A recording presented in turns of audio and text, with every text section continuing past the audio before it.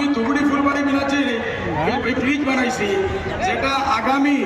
পিছে তো বানাইতে পারেই না 70 বছর বাদে, আগামী 100 বছর বাদে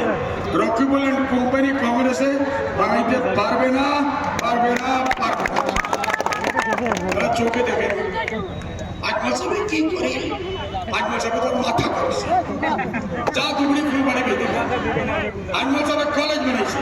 যা দেখা, আজমল সাহেব মেডিকেল কলেজ আছে, যা দেখা, আজমল কলেজে রেলওয়ে আছে, রেলওয়ে ব্রিজ যা দেখা, আজমল কলেজ আজমল সাহেব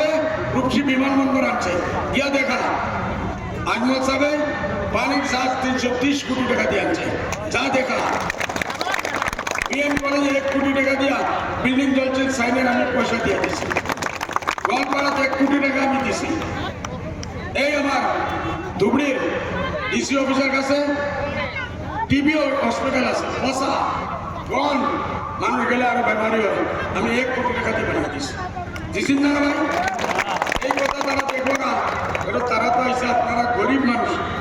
মরছে, আপনার কখন রাখা আছে ওই সব